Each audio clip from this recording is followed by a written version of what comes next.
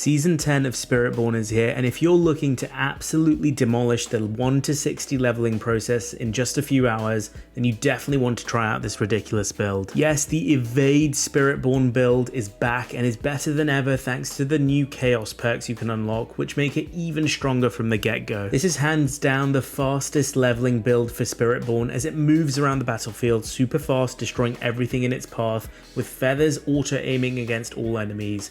It requires no specific items, no specific aspects. It's good to go with absolutely no requirements whatsoever. Hell Tides, Nightmare Dungeons, Infernal Hordes, Chaos Rifts, everything dies in seconds. And don't worry, I'll explain how we can spam this on both mouse and keyboard and controller setup so no player is left behind.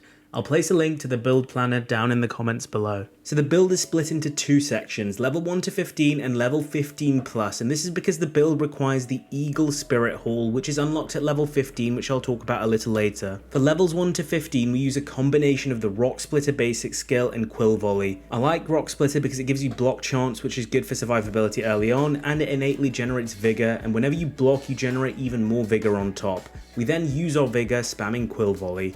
We can also use Soar for mobility as well as Rushing Claw, and then we also get the Hunter ultimate ability for more additional damage as well as more ferocity stacks for more attack speed. For levels 15 plus, once you unlock the Eagle Spirit Hall, we can respec into our main Evade build. How this works is that we spam Evade, which triggers our Eagle Spirit Hall and fires Storm Feathers towards enemies, which deal tons of damage and makes enemies vulnerable. We lower our Evade cooldown by spamming Thunder Spike, which on every third cast lowers our Evade cooldown by 5 seconds. If you do find some boots with the implicit attacks reduce cooldown by X number of seconds, well, that just makes the build buttery smooth from very early on. So how do we spam Thunder Spike with Evade? The important thing is that we need to utilize the hold position function, which by default is bound to shift. This means we can now attack without any enemies being nearby, which lets us use Thunder Spike all the time. We hold down shift and then we hold down our keybind for Thunder Spike, so now we can attack all the time. We bind Evade to mouse wheel up and mouse wheel down, and we add this on top to finish the rotation. So I'm holding shift for that hold position function, I'm holding 1, which is my keybind for Thunder Spike, and then I'm spamming scroll wheel up and down. For controller players, it's even easier, but it might cause early arthritis in your fingers. You hold down the button for Thunder Spike, this is L2 for me on my PS5 controller, and keep spamming circle, which is my keybind for Evade. It's easy but can get a little tiring on longer play sessions. Now that we understand how the build works, let's go over the leveling path for this build. For levels 1 to 15, we start off with Rock Splitter and Enhanced Rock Splitter as our basic skill. We then want to unlock Quill Volley along with Enhanced and Advantageous Quill Volley. Then you go back and level up Quill Volley to 5 out of 5. Put 1 point into Vigorous and 1 point into Velocity. We can then unlock Soar, which is great for mobility. 2 points into Vigorous and 2 points into Velocity, so we can put 1 point into Brilliance and 3 points into Acceleration. Put 1 point into Rushing Claw and Enhance Rushing Claw, and then 1 point into Brilliance. 1 point into the Hunter Ultimate and 1 point into the Harmonious Hunter. At this point, assuming you have all the Altars of Lilith, you want to switch over to the level 15 to 60 version of the build.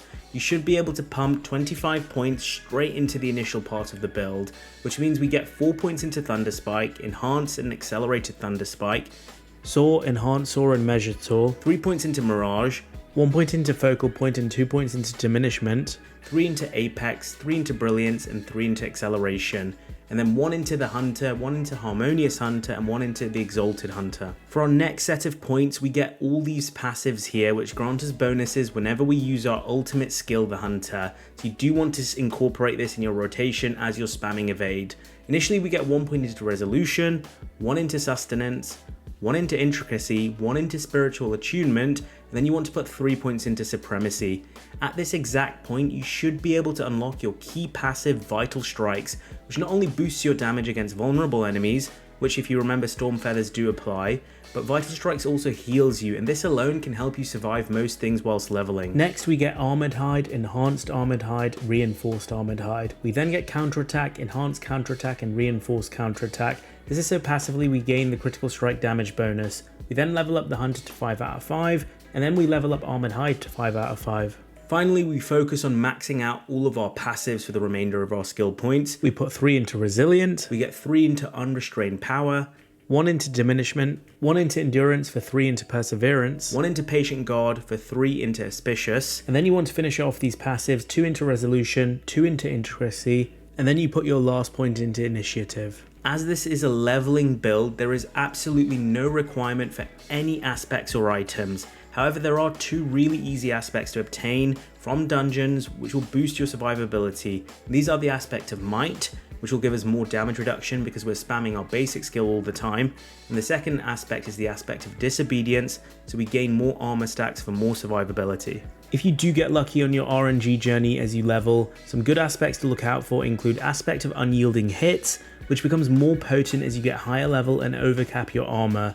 It will increase your damage by a lot whenever you cast Armored Hide. We also have aspect of the Moonrise. As we are spamming our basic ability, it will trigger this, boost our attack speed, letting us spam it even faster and give us more movement speed on top. As I mentioned, you don't need uniques at all in this build, but there are a few to look out for if you just happen to stumble upon them during leveling. If you do get the Sepazontek unique staff, it will let you spam evade even faster, as it will treat every cast of Thunder Spike as the third cast, which is the cast which reduces evade cooldown by 5 seconds. Another unique to look out for is Harmony of Ibawaka, which is going to boost your damage depending on how many spirit types your skills are. So if you don't have this unique helmet, your Spirit Hall choices should be Eagle for your primary Spirit Hall, because that's how the build works, and your secondary Spirit Hall choice should also be Eagle if you don't have the helmet.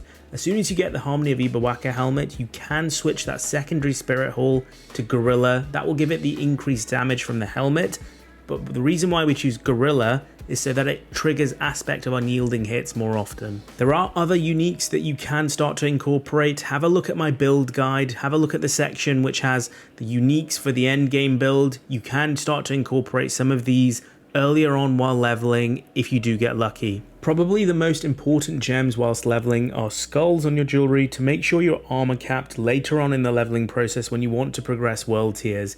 You don't really need to care about jewels for your weapons whilst leveling. If you do find yourself needing a little bit more damage, for your weapon you can temper on primary Eagle Spirit Hall potency. There isn't as much of a bottleneck whilst leveling for materials. This temper is a great multiplicative boost to Storm Feather damage, but it's absolutely not necessary at all. For Season 10 we also have the Chaos perk special powers. A lot of build guides are showing these unique Chaos perks for leveling builds. You don't actually unlock them until you get to Torment Morn, so only rely on builds which use the magic, rare or legendary perks. I unlocked Alacrity first, which gives you more attack speed, a greater dash distance with Thunder Spike, and it makes the second cast of it count as the third cast. This means for this season, it really doesn't matter if you don't get the boots with reduced evade cooldown, as this Chaos perk makes spamming evade really easy. Then I unlocked Accelerating Chaos, which increased our AoE damage. And then I finally added Crazy Brew, which gave us a buff whenever we used our potions, which boosted our attack and movement speed even more. A lot of guides suggest using Marred Guard. I would not recommend using this until you unlock a Beast Cornered later on in the mid game, as those two perks synergize really well, and without the unique perk, a Beast Cornered, you lose 50% of your HP without gaining any damage reduction or a damage boost, which can lead to a lot more deaths ultimately, especially earlier on whilst leveling when your gear isn't that good. And then finally for your mercenaries, you want to immediately grab these two before you start leveling so you can rank them up. Get Subo as your hired mercenary and then get these skills over here to boost your damage. Then for your reinforcement, use Rahir with Bastion and have it trigger with a Hunter ultimate ability. This is helpful for bosses as you often use your ultimate to boost your damage against bosses, and now Rahir will mitigate 90% of damage towards you with Bastion, which is really helpful. So there you have it, my updated Evade Spiritborn build, which will have you going from level 1 to 60 in absolutely no time. If you enjoyed what I talked about today, remember to smash the like button and subscribe to the channel for more Diablo builds as we get deeper into Season 10. I'm Mr. Ronnet, and that's it for today. Peace out, guys.